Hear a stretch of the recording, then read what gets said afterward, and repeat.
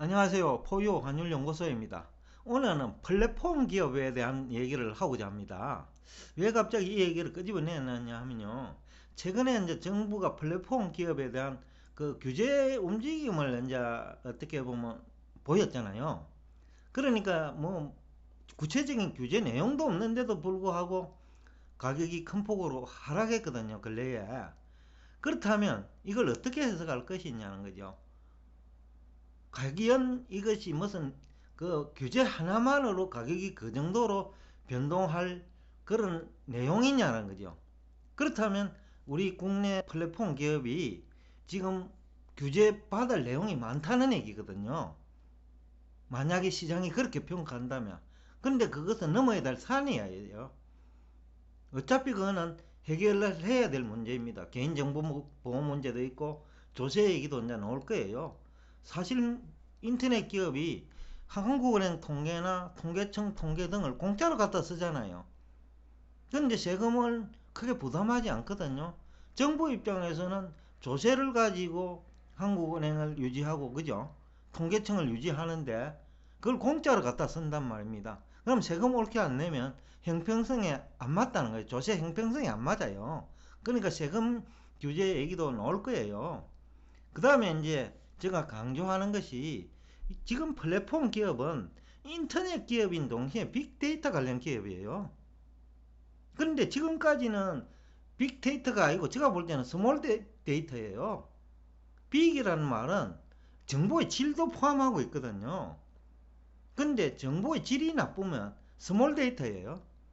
그래서 지금은 그걸 따질 때가 됐다. 과거에는 많은 정보가 네이버나 그 다음에 다음 그 인터넷 상에 많이 정보가 들어오는 게 좋죠. 근데 지금은 이제 질이 중요하다는 거죠. 원래 여러분 경험했잖아요. 다수의 패널들이 연초부터 달러 몰락한다 내지는 달러 가치 떨어지고 워낙 강세를 했는데 안 맞잖아요. 그죠?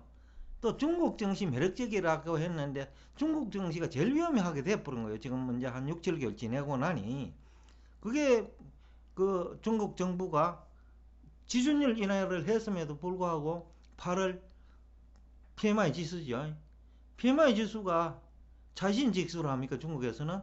그게 향후 경기 불황을 예고하고 있다는 거예요. 미국은 경기 팽창을 아직까지 예고하고 있는데 근데 국내에서는 경제 전문가라고 활동하시는 분들이 미국이 지금 불황이라는 얘기예요. 사실은 중국이 경기 불황을 예고하고 있는데 그게 이제 중요하다는 거예요. 이제는. 그러니까 빅데이터가 필요하지 스몰 데이터는 이제는 필요하지 않다. 그래서 플랫폼 기업도 이제는 그거를 이제는 느낄 때가 됐고 어떠한 유능한 인재를 우리 그 플랫폼에다가 그 유치하는 거예요. 그러니까 유명 인사라고 해가지고 유용한 정보를 생산하는 건 아니에요. 사실은 엉터리 정보가 많거든요. 그분들이 지금 원래만의 문제가 아니거든요. 2009년에도 양적 완화 정책 할 때 달러 몰락한다고 한 사람들이에요. 근데 그런 정보를 많이 제공한다고 그 유용한 정보냐? 그거는 스몰 데이터라는 거예요. 빅데이터 아니다. 라는 얘기를 하고 싶고 이것이 이제 그러면 향후에는 성장 수익성과 관련돼 있잖아요. 그런 측면에서 한국의 플랫폼 기업에 투자하느니 미국 플랫폼 기업에 투자하라는 거죠.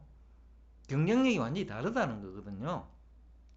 그래서 이제 미래지향적으로 보면 미국보다 경쟁력이 떨어지니 성장성과 수익성 모두 장기적으로 우리나라 국내 플랫폼 기업이 따라가지 못할 것이다 라는 얘기를 제가 하고 있는 거예요. 또 하나 중요한 게 그 다음에 이제 미국 시장금리 상승 관련해 가지고인데 결국은 이제 미국에 투자할 것이냐 한국 플랫폼 기업에 투자할 것이냐 이 얘기잖아요. 그죠? 그렇다면 그 시장금리도 대단히 중요하죠.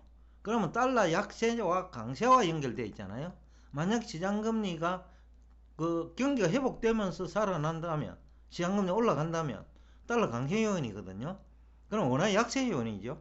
그렇다면 투자자 입장에서는 미국 플랫폼 기업에 투자하는 게 낫다. 그리고 수익률도 제가 봤어요. 이 얘기를 하기 전에는 결국은 지금 현재 주가도 중요하잖아요. 그리고 지금 현재 PR도 중요하잖아요. 근데 주가가 빠진 것이 카카오가 13만 원인데 PR이 360회더라고요. 주당 순자산은 또 15,000원이 안 돼요.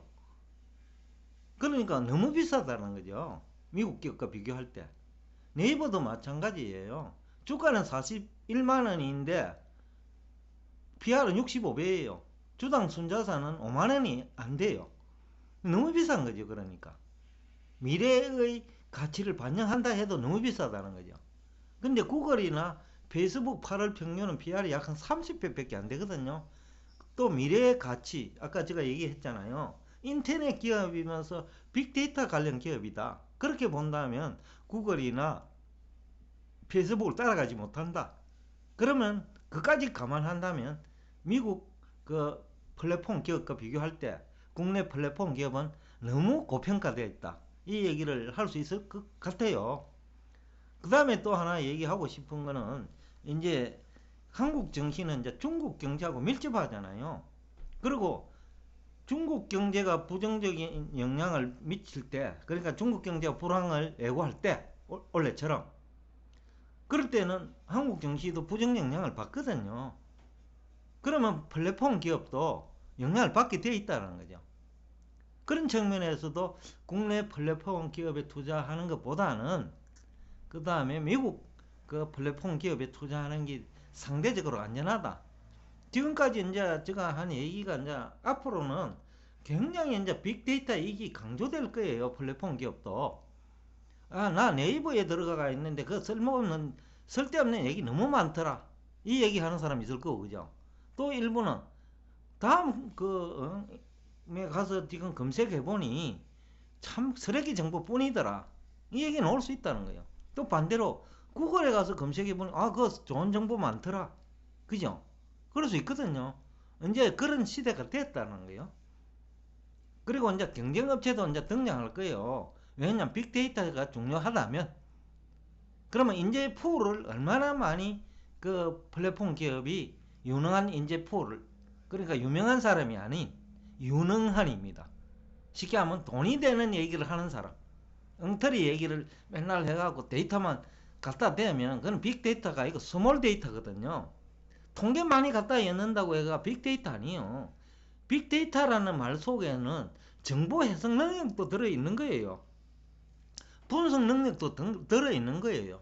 통계를 아까 얘기할 수 있는, 융합할 수 있는 능력도 들어가 있는 거예요. 그게 빅데이터예요. 수치만 갖다 외우면 스몰 데이터고 그 수치를 응용을 잘 못하더라도 스몰 데이터예요. 그래서 제가 이제 경쟁업체가 등장할 거라고 봅니다. 아니면 외국계 기업이 한글로 번역을 해갖고 한국에 침투하든지요. 그럴 가능성도 있거든요. 그런 측면에서 보면 한국의 플랫폼 기업은 이번 기회에 주가가 조정을 받을 때 한번 다시 생각할 때가 되었지 않느냐라는 얘기를 하고 싶습니다. 오늘도 끝까지 들어주셔서 대단히 감사합니다. 다음에도 다른 패널들과 다른 애널리스트와 차별화된 정보를 제공할 것을 약속드립니다. 감사합니다.